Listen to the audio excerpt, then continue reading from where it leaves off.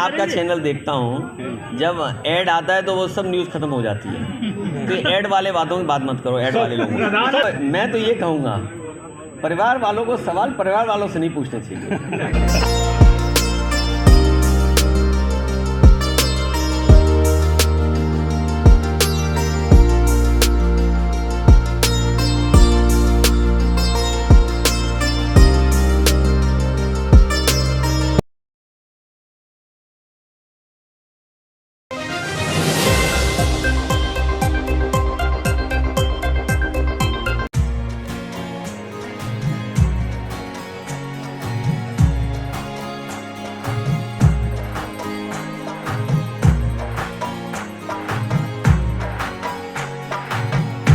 रविवार को देश में 5 राज्यों में हुए विधानसभा चुनाव में 4 राज्यों का परिणाम आया, जिसमें बीजेपी ने कांग्रेस को 3 राज्यों में बड़े अंतर से हराया।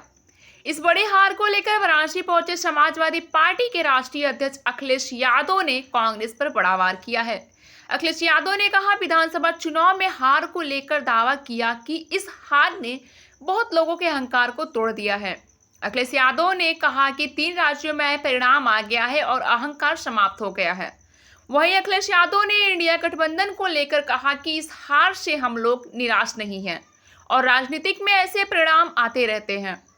लड़ाइयां बहुत लंबी है। इन परिणामों से बीजेपी से जिन्हें मुकाबला करना है उन्हें बड़ी तैयारियां करनी पड़ेगी। वहीं अखिलेश यादव ने कहा कि बीजेपी जिस रणनीति से बहुमत पास रही है उसके खिलाफ हमें लंबी लड़ाई लड़नी होगी।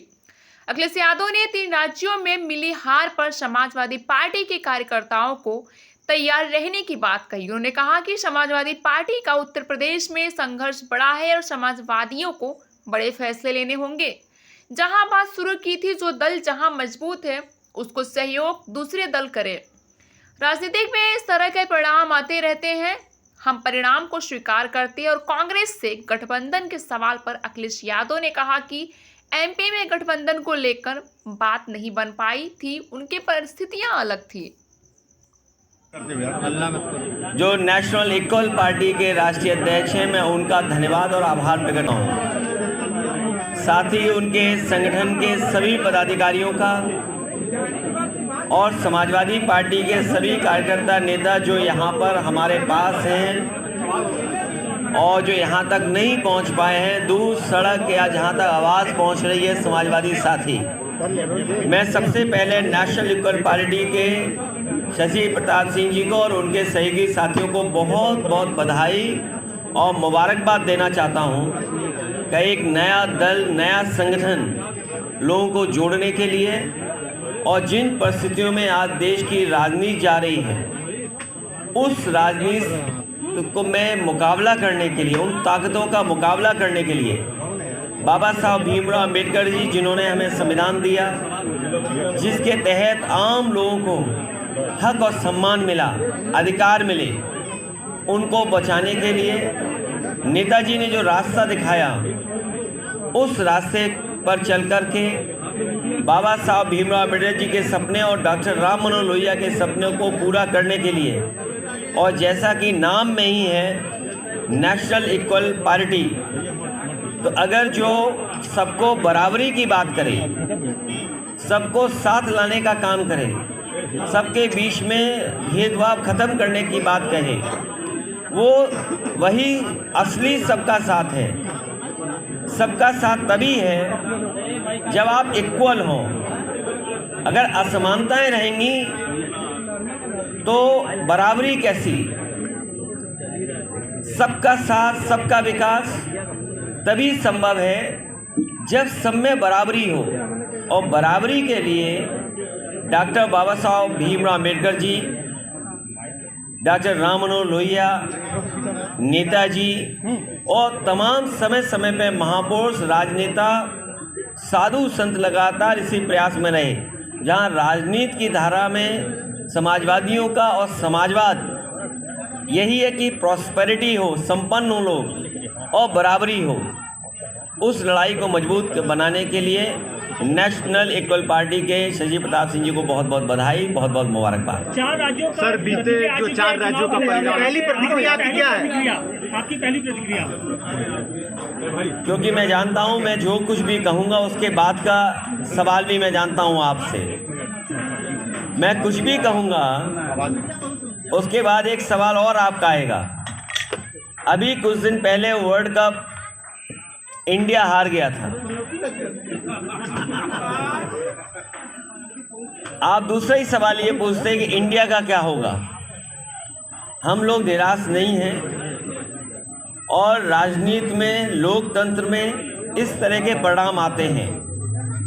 मान लीजिए जिस लोकसभा के क्षेत्र में मैं बैठा हूँ, आप हम सब लोग हैं, 5 लाख वोटों से ये पार्टी जीतती है, भारतीय जनता पार्टी। इसका मतलब ये नहीं है कि सबका साथ, सबका विकास और सबका सम्मान हो रहा हो। अभी भी बहुत सारे ऐसे लोग हैं जो निराश हैं, जिन्हें उम्मीद थी, जिनकी उम्मीद तोड़ी है। सर, विधानसभा सत्र में आपने जाति जनगणना का पुरजोर आवाज उठाया, क्या आने वाले लोकसभा में आपका ये अहम मुद्दा होगा? मैंने तर्क भी दिया। मैंने ये कहा कि जब 2017 में मेरिट से पुलिस की भर्ती हुई थी तो उस समय पुरानी आरक्षण व्यवस्था थी, और जब भर्ती का रिजल्ट आ गया तो तमाम नौजवान जो नौकरी पा गए थे, सरकार ने वो आरक्षण की व्यवस्था बदल दी। जो नए तरह से आरक्षण था वो व्यवस्था लागू कर दी, तो 1700 नौजवानों को अपनी नौकरी खोनी पड़ी। उसमें पिछड़े और दलित नौजवान थे। इसीलिए मैंने मांग की और पूरे देश से ये मांग उठ रही है कि जाति जनगणना हो और आबादी के हिसाब से हक और सम्मान मिले। इसके मैं पक्ष में हूँ। जाति जनगणना होगी, होके रहेगी। समय जरूर है, लग सकता है, लेकिन देश की बड़े पैमाने पे आबादी ये चाहती है कि जाति जनगणना हो। अरे यहाँ जितने खड़े हो, क्या तुम्हारा परिवार नहीं है? अरे बताइए ना, जो सवाल करोगे, शादी नहीं हुई आपकी? अरे बस ठीक बात है, ये भी परिवार वाले। एक मिनट जाओ भाई। देखो, मैं तो ये कहूँगा, परिवार वालों को सवाल परिवार वालों से नहीं पूछने चाहिए। सर, विधानसभा सत्र में आपने जाति जनगणना को लेकर सवाल, जितने परिवार वाले हमारे साथी हैं वो परिवार वाला सवाल नहीं पूछ सकते। और राजनीति में देखिए, डॉक्टर का बेटा डॉक्टर, इंजीनियर का बेटा इंजीनियर, व्यापारी का बेटा व्यापारी। तो अगर नेता कोई मशीन से नहीं जीत रहा है, वो जाकर के वोट मांगता है, तो लोकतंत्र को कमजोर मत करिए। हाँ, अगर हम गलत हैं तो जनता हमें नकार देगी, और हम जनता के लिए इससे लड़ने जाते हैं। अपना परिवार क्यों छिपाते हो?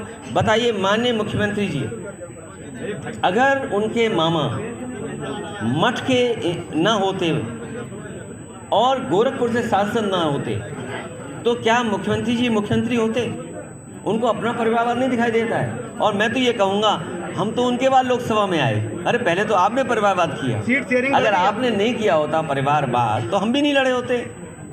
इन 3 राज्यों में सीट शेयरिंग बढ़ गई आपकी, भले आप नहीं, सीट शेयरिंग नहीं, हमारा लक्ष्य पहले भी वही था और आज भी वही है। और हमारे गठबंधन आपने देखे हैं, कभी हम किसी का गला दबा के गठबंधन नहीं करते हैं, किसी को दबा के गठबंधन नहीं करते हैं। हमारा लक्ष्य है कि सिद्धांत जो है उसके आधार पर, और अगर हम जीतने वाले हैं तो हमें मौका मिलना चाहिए। अगर आपके पास कोई प्रत्याशी अच्छा है जो जीत सकता है तो हम आप पे विचार करेंगे। हमारे यहाँ कोई शर्त नहीं है, और शर्त के साथ कोई समझौता नहीं हो सकता, बड़ा गठबंधन नहीं हो सकता। इस चुनाव के बाद मैं जानता हूँ इसके बाद, क्योंकि कोई भी जवाब मैं जो दूंगा, भारतीय जनता पार्टी उसका क्या कहेगी।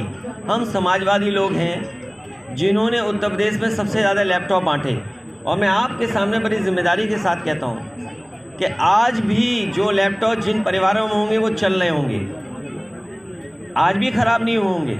और आपके पड़ोसी में भी या अड़ोस पड़ोस में भी कोई ना कोई परिचित होगा जिसको लैपटॉप मिला होगा। समाजवादी पार्टी ने एम्बुलेंस चलाई। आप फ़ोन करते थे, 15 मिनट में एम्बुलेंस पहुंचती है। समाजवादी पार्टी ने यहाँ पर डायल 100 दिया, फ़ोन करने पर पुलिस आपके पास पहुंचती है। और आजकल तो देखा होगा आपने, टेक्नोलॉजी में स्विगी है, तमाम है, फ़ोन करो खाना आ गया, फ़ोन करो सामान आ गया। ये बात नहीं है कि हम टेक्नोलॉजी को नहीं समझते हैं, टेक्नोलॉजी को हम समझते हैं, लेकिन लोकतंत्र मजबूत तभी होगा जिस तरीके से अमेरिका में, जापान में, अमेरिका हमसे अर्थव्यवस्था में और ताकतवर बहुत है देश हमसे, जापान हमसे बहुत आगे है। अगर वो देश इस तरह की व्यवस्था पर विश्वास नहीं रखते हैं तो इतने बड़े लोकतंत्र में वोट आपने डाला, आप 1 हफ्ते इंतज़ार कर रहे हैं परिणाम के लिए, और आप 2 घंटे में परिणाम चाहते हो। इसलिए हमें और आपको भी अमेरिका से सीखना चाहिए। अगर 1 महीना वोट डलता है तो 1 महीना काउंटिंग भी होती है। इसलिए अगर अमेरिका आज दुनिया में सबसे ताकतवर देश है और अगर वहाँ व्यवस्था बैलेट की, पेपर की है, तो कहीं ना कहीं हमें भी अपनाना चाहिए। और ये ज़रूरी नहीं है कि रिज़ल्ट 1 घंटे में आए, घंटा, 2 घंटा, 2 दिन, 3 दिन। अगर अमेरिका जैसा देश 1 महीने इंतज़ार करता है, काउंटिंग कराता है, तो आपको किस बात की जल्दी है? ये बात खत्म हो गई। आप परिणाम आ गया, अहंकार भी खत्म हो गया। हमारे पत्रकार साथी परिणाम नहीं, अहंकार खत्म किया है। मुझे उम्मीद है कि आने वाले समय में फिर रास्ता निकलेगा, क्योंकि देश के लिए लोकतंत्र बचाना, संविधान बचाना ये महत्वपूर्ण है। और उससे भी महत्वपूर्ण ये है कि समाजवादियों का उत्तर प्रदेश में संघर्ष बड़ा है। समाजवादियों को फैसले बड़े लेने हैं। इसलिए जहाँ से बात शुरू हुई थी कि जो जहाँ दल मजबूत है उसको सहयोग दूसरे दल करें। भले आपकी कोई सीट ना हासिल की हो, लेकिन वोट शेयरिंग बढ़ गई है, ऐसा माना जा रहा है। बात वो नहीं है, समाजवादी विचारधारा फैले। मान लीजिए आज हम नेशनल इक्वल पार्टी के साथ बैठे हैं। समाजवादी विचारधारा कोई आज की विचारधारा नहीं है। ये समाजवादी सिद्धांत कैसे आगे बढ़े, सेकुलर फैब्रिक कैसे देश का अच्छा हो, किसान की आय दोगुनी हो। सवाल तो ये पूछना चाहिए कि दिल्ली वाले लोग, सवाल आपका ये हो कि दिल्ली वाले लोग अब चुनाव में आने वाले हैं, क्या किसानों की आय दोगुनी हो गई? क्या नौकरी रोजगार मिल गया? मैं जानता हूँ यहाँ पर नारा लगता है, घर घर वाला नारा लगता है। यहाँ एक बड़ा लोकप्रिय नारा है, घर घर वाला। लेकिन नारा उसको ये भी तो दिया जा सकता है, और मुझे उम्मीद है इस प्रदेश का नहीं बल्कि देश का नौजवान ये नारा देगा कि घर घर बेरोजगार, कब मिलेगा रोजगार? अगर घर घर रोजगार, घर घर बेरोजगार बैठा है और कब मिलेगा रोजगार, क्या ये नारा नहीं हो सकता? तो मुझे उम्मीद है कि ये जो अभी परिणाम आया है, इसके बाद जो आने वाले चुनाव में नारा लगने जा रहा है वो यही नारा होगा कि घर घर बेरोजगार मांग रहा है रोजगार। प्रधानमंत्री कह रहे हैं 2024 हैट्रिक होने जा रही है। प्रधानमंत्री कह रहे हैं 2024 हैट्रिक होने जा रही है। भाई, अरे याद कीजिए आप, पार्टी के लिए आप क्या संदेश देना चाहेंगे?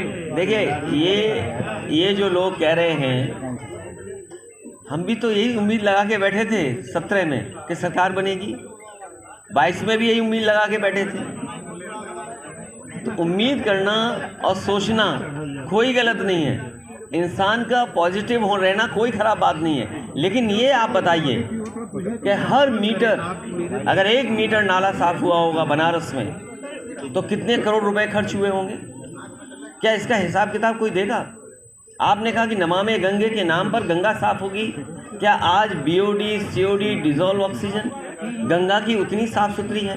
क्या हमारे नाविक जो उम्मीद लगाए थे कि उनकी नाव चलेगी गंगा में, अरे बड़े बड़े 3 स्टार 5 स्टार आ गए जिसमें बार है। 5 स्टार अगर आप कह रहे हैं क्रूज़, तो बिना बार के 5 स्टार नहीं हो सकता। शायद आप मुझसे बेहतर समझते होंगे ये बात। तो ये सवाल जो बुनियादी हैं कि हर मीटर पे करोड़ों रुपए खर्च हुआ होगा नाला सफाई में। वरना का काम जितना समाजवादियों ने किया था वैसा का वैसा है। और मैं आज भी कहता हूँ दावे के साथ आपके सामने कि नदियाँ साफ़ करने का जो रास्ता समाजवादियों ने अपनाया था कि नाला एक भी गंदा नदी में ना जाए और जो नदी में पानी जाए वो ट्रीट होकर के जाए, वही अंतर्गतवा सरकारों को अपनाना पड़ेगा। 3-4 साल पहले भी मैंने यही बात कही और फिर मैं कहता हूँ, क्या माँ गंगा की सफाई हो गई? आप मुझे बताइए कि नाले रुक गए? अगर नालों पर 1 मीटर में करोड़ों रुपए खर्च होंगे, उसके बावजूद भी नाले नहीं रुक रहे हैं, इसमें कोई सोचने की बात नहीं है। आपके पूर्व सहयोगी ओम प्रकाश राजभर का इंतजार लंबा होता जा रहा है तुम यार पत्रकार साथियों, मैं आपका चैनल देखता हूँ, जब ऐड आता है तो वो सब न्यूज़ खत्म हो जाती है। तो ऐड वाले बातों की बात मत करो, ऐड वाले लोगों